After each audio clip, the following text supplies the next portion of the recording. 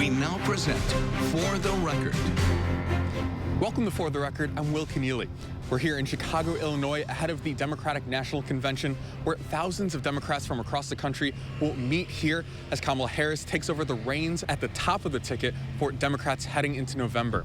Now, among those traveling to the United Center is Wisconsin's delegation, including Middleton State Senator and Senate Democratic leader Dianne Hasselbein.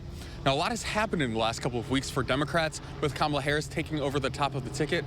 We asked her about that excitement and what that path forward will look like for Democrats. We spoke with her in Madison. All right, well, thanks for sitting down with us. Appreciate it. Oh my gosh, thank you for inviting me. This is fun. Yeah, so I want to get to a sense of like what the process looks like, you know, kind of when you're heading down, what your day-to-day will look like once you hit the convention next week. Sure. So I'm driving down on Monday, and I'm being emailed every single day about different opportunities to go to, different people that are having meetings and that type of a thing. So every day is going to look different. And do I have that correct? There are kind of like workshops during the day before we get to the speaker section of the evening, right? So like the States Project is going to be there. The DLCC, Democratic Legislative Campaign Committee, is going to be there. They help elect Democrats all over the United States. So going to those meetings and talk with people, but also the individual rooms. I know the governor of Illinois is going to have some sort of delegation party, so that'll be fun to go to. And no bad blood between Wisconsin and Illinois? Oh, no. You will party with the Illinoisans? Absolutely, absolutely. Football season hasn't officially started. Fair enough. I also want to get a sense of, too, so Democrats have both kind of those appointed delegates and super delegates. So what's the difference? Who all is going? Kind of what's your role in that regard there? Yeah, so I think when we're there, I've been told that we're all treated the same, so we can all sit in the same section, which was really nice. I have a good friend, Krista Nicky, who's a delegate from Milwaukee, and I'm really excited to spend time with her. And it seems like a lot of kind of party players, too. So you have like the governor, for example, and then the First Lady of Wisconsin as well. So is that true? It's a lot of kind of Democratic bigwigs, so to speak? It's going to be a lot of people, grassroots people, everyone. I'm just so fortunate that I get to go. So as we head into the November election, we've obviously seen a lot of turmoil in the race with Biden dropping out, Harris stepping up, taking the torch, a Minnesota governor, Midwestern governor, becoming the VP nominee. What are Democrats thinking right now heading into Chicago? I think Democrats are so excited. I was fortunate to attend the Eau Claire rally that we had with Vice President Harris and Governor Tim Walz, and the excitement was palpable. It was like you could feel it, you could see it in the faces. We had to wait outside. It was a super hot day, but it was fantastic. I am really excited to be at this convention and to nominate Kamala Harris as our presidential candidate. She is fantastic, and she's going to work so hard for everybody in the United States. Also looking at kind of the coalition building, too, we've seen, especially in the primary here in Wisconsin, some pressure from the left of Democrats, especially on the issue of Palestine. Are you worried that Democrats will struggle to find cohesion kind of heading into November here? I don't think so. I think we all want peace in the Middle East. Got it. And that won't be hard to kind of build that coalition? Everybody will be on board with Harris? I believe we will. Yeah, absolutely. I think we're really excited. Everybody I've talked to is extremely excited about her candidacy. Got it. For viewers watching at home, too, all the speeches, everything happening in Chicago, is there anything that you'd want them to kind of listen out for, anything that you'd want them to be prepared for heading into next week? I really think people in Wisconsin and really across the United States should really listen to what Vice President Kamala Harris has to say. How is she going to be uniting to our country? How is she going to, work with everybody? I think it's such a clear division in the Republican Party and what Donald Trump stands for that I hope that people tune in to see exactly what Donald Trump stands for and what Vice President Harris stands for. All right, I'm going to put you on the spot here. Any inside scoop, anything that you might know that viewers at home won't be able to see kind of behind the scenes? Well, I think I'm going to do some videos when I am there, so they can follow me on Instagram or things like that. But I'm kind of curious to be like, who are these people? Are these famous people here? I had a friend that attended the Republican convention, and his advice to me was ride the elevator. Because everybody has to go on the elevator, which I thought was really funny. So we'll see. I'm hoping to see people that I've never seen before in real life, and looking forward to hearing speeches from people who I have never seen in real life, like former President Bill Clinton, right? I've never had the opportunity to see him in person, so hopefully I get to. Speaking of, do you have a sense yet, I mean, it's early, we're taping this earlier in the week, what Wisconsin's role will we have Wisconsin speakers speaking at the convention at all? I am not sure. I have not heard about who the speakers and what nights they're going to be there, so it's all going to be new to me. Gotcha. Well, we'll have to anxiously await. Well, Senator Hasselbein, thanks so much for joining us. Thank you so much. I appreciate the opportunity. When we come back, we delve into the rich Democratic political history here in Chicago. We'll be right back after this.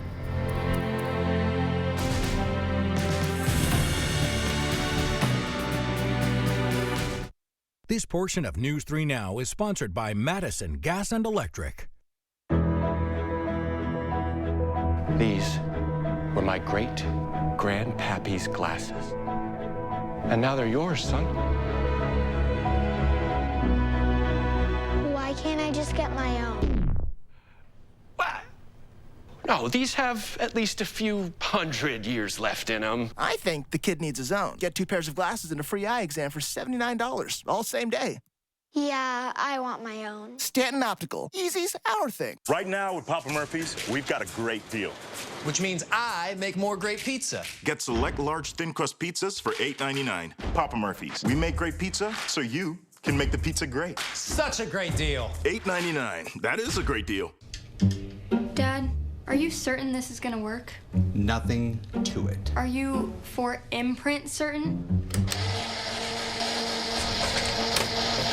Certainty matters, like the certainty of 4imprint, your home for high-quality promotional gear, including exclusive items and brands they love. Printed perfectly and guaranteed to arrive on time. To wow your clients, nail your next event, or inspire your team, check out 4imprint.com.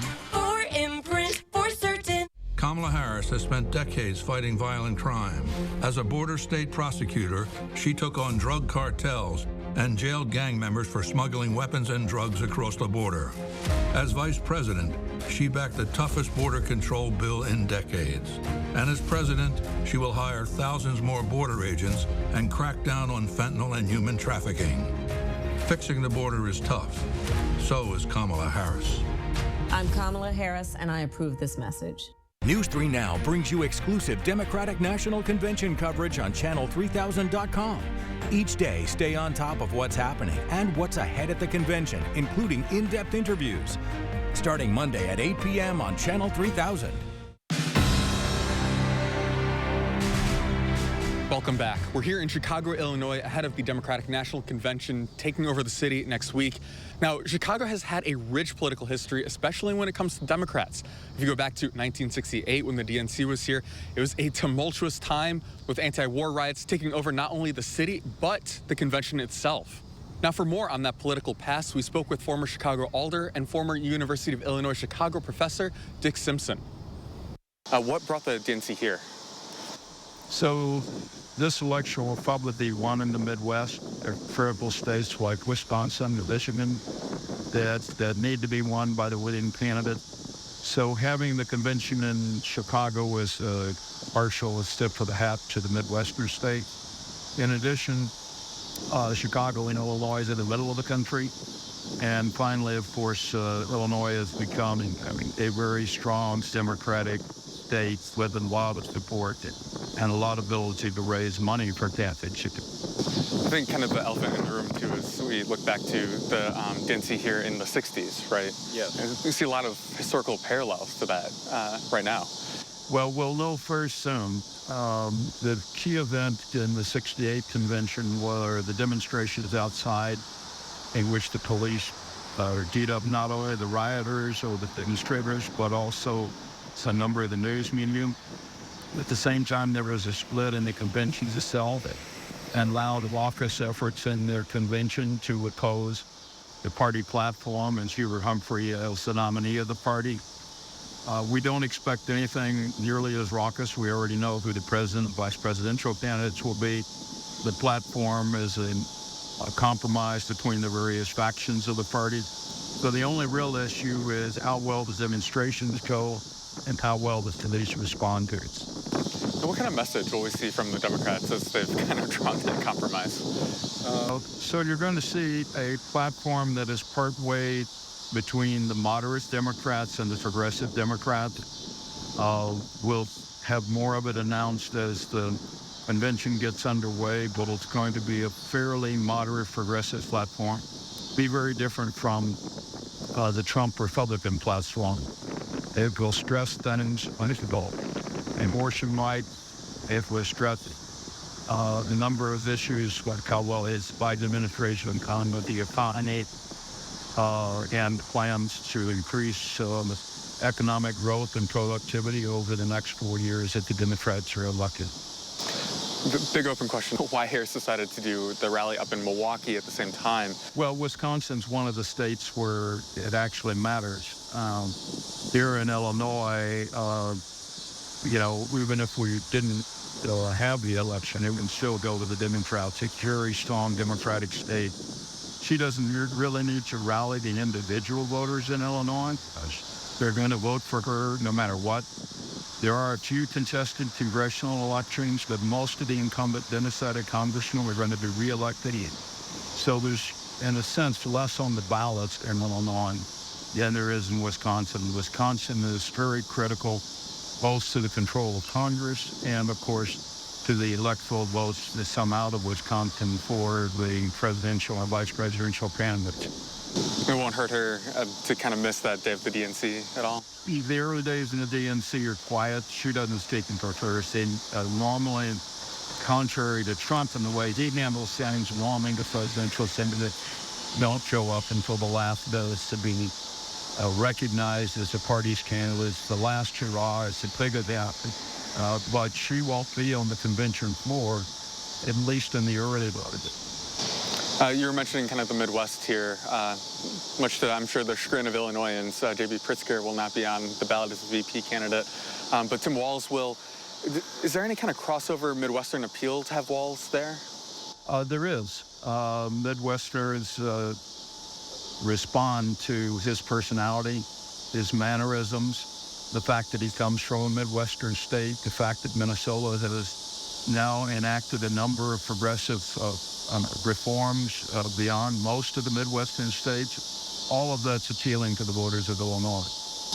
And for any Wisconsinites making the trip down, what should they know about kind of Chicago politics here? So Chicago politics has evolved greatly. We were originally the Chicago political machine run by Richard J. Bailey and other party bosses. Patronage was the chief source of precinct workers. Favors were given out to voters in the terms of governmental services to those that voted for the party and not for those who didn't.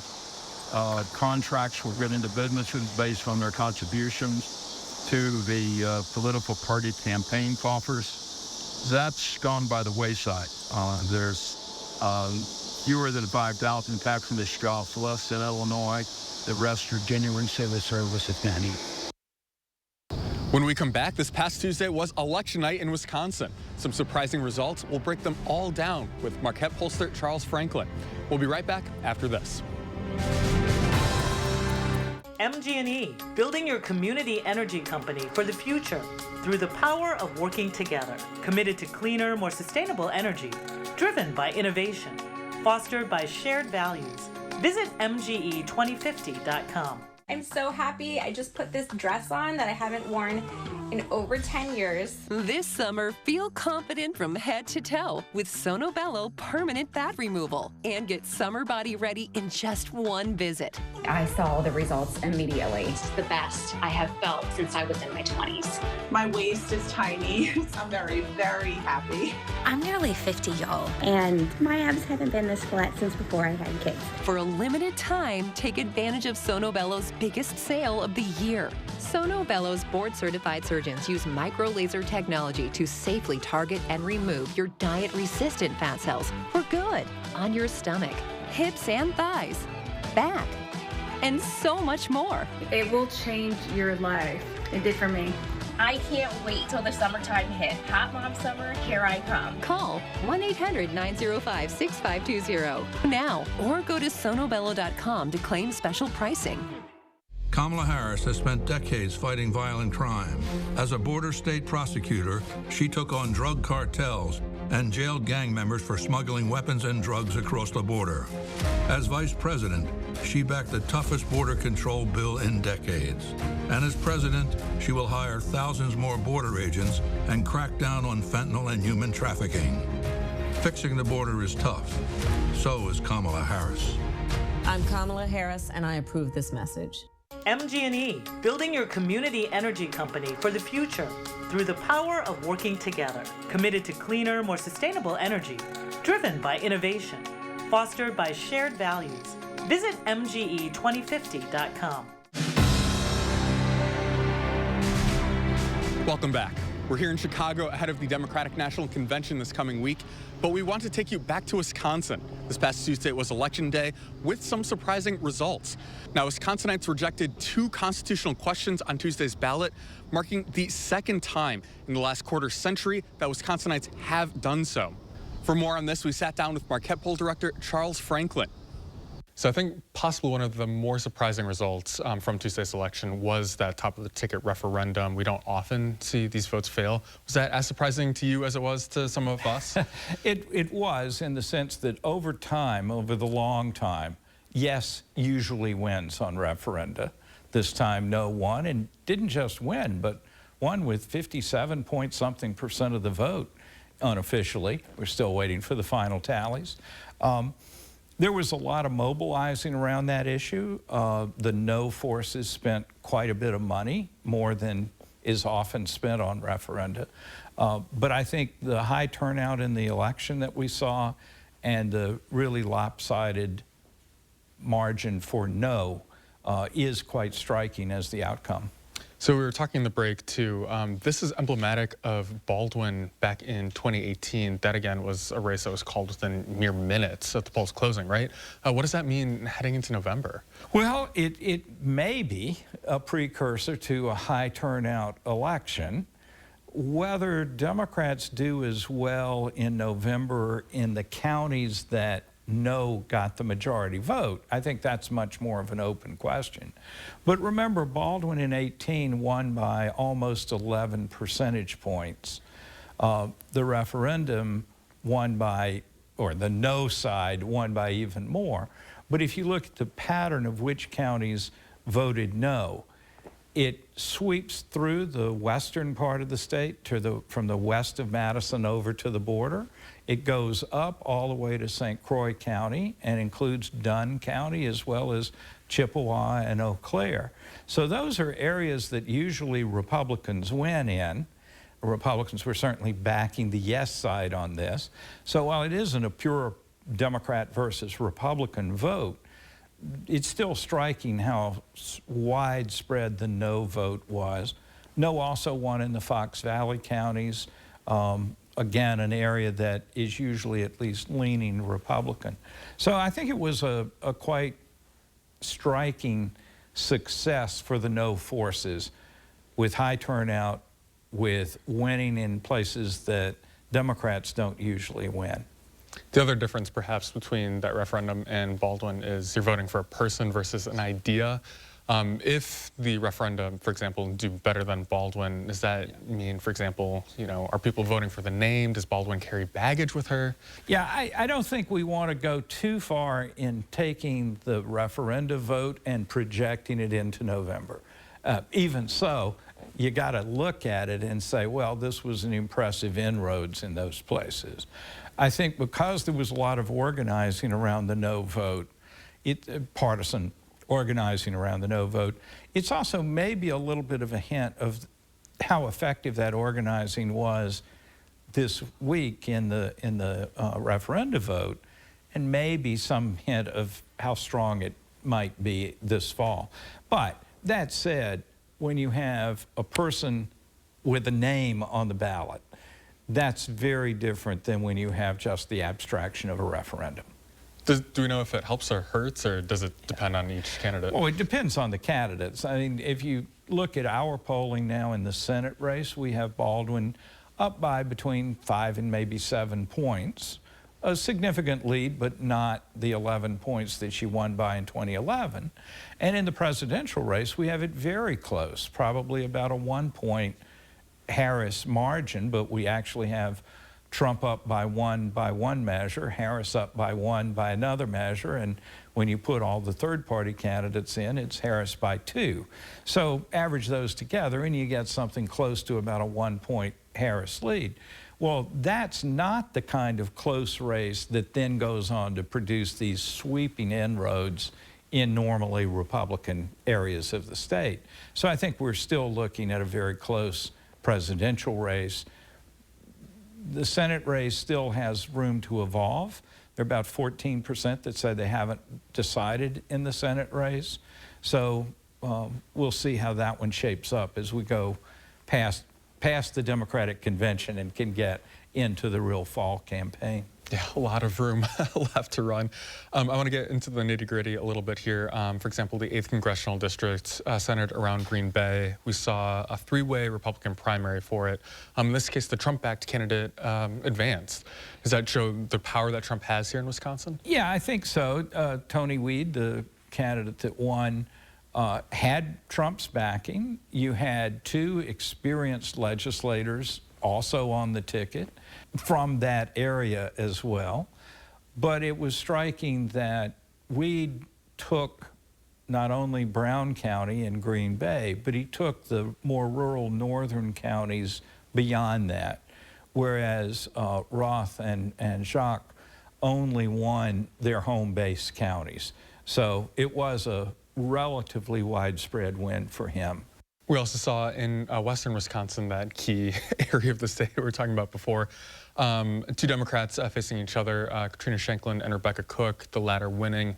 Any surprises out of that race at all? I think the only thing that I found really surprising was it became a pretty combative primary with the two candidates going negative against each other and fighting pretty hard over that. Now one has clearly emerged. She will face the first-term incumbent there, the Republican incumbent there. You know, that was a race that 2 years ago ended up being quite close, even though the Democratic National Campaign Committee kind of pulled out of the race and didn't support it thoroughly.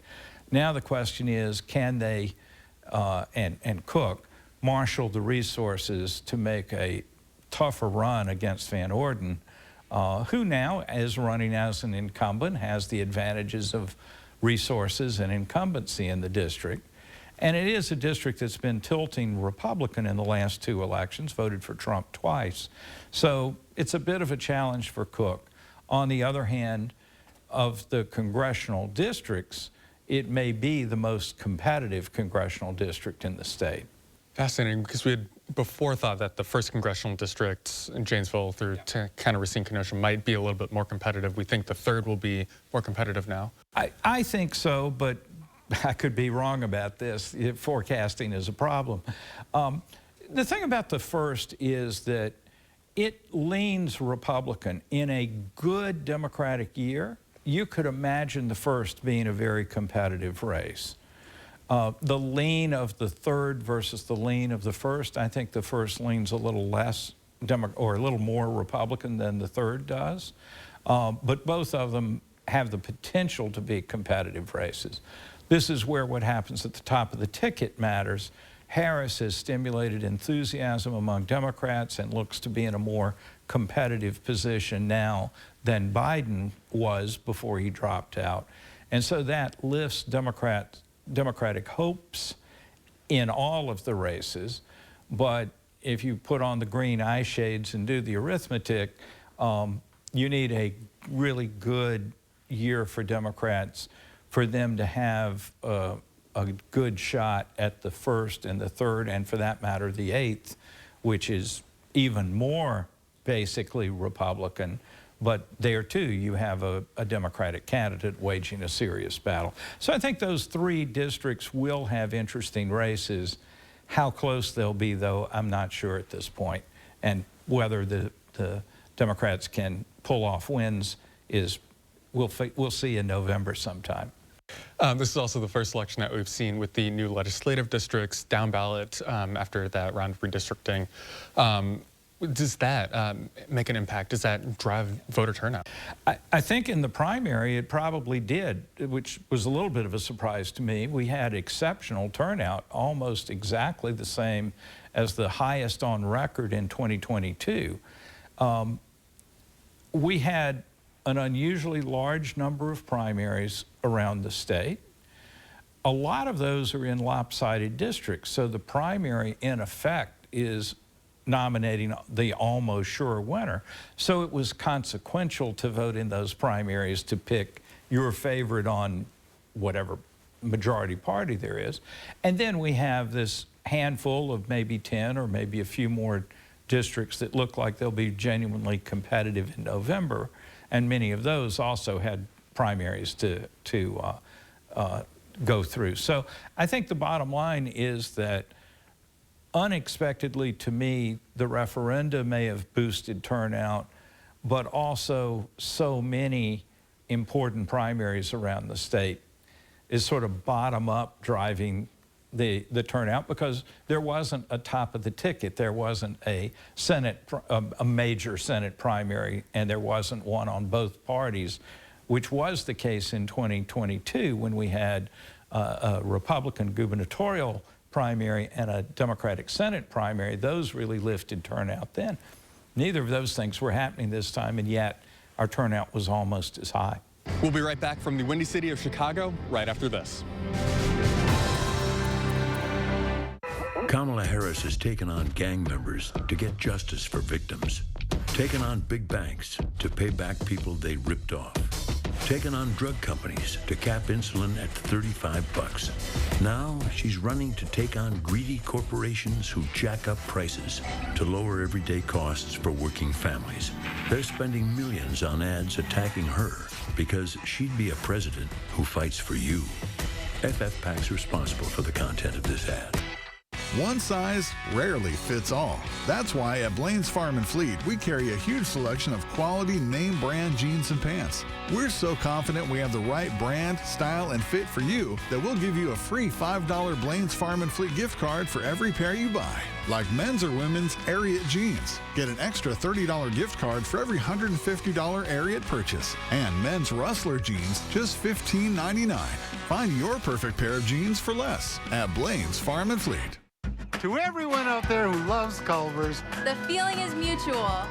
Everything's made fresh. Everything. Everything. It's our pleasure. This is me and my happy place. I wouldn't trade our Culver's for any other restaurant.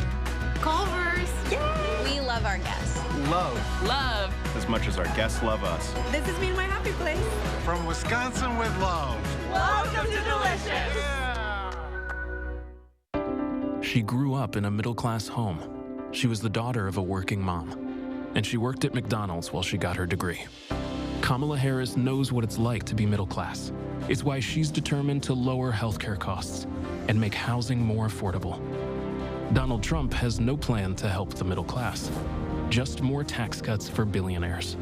Being president is about who you fight for, and she's fighting for people like you. I'm Kamala Harris, and I approve this message. And that does it for us this week. Thanks so much for joining us here in Chicago. We hope that you will tune in this coming week as we provide you live on-the-ground coverage from the DNC. But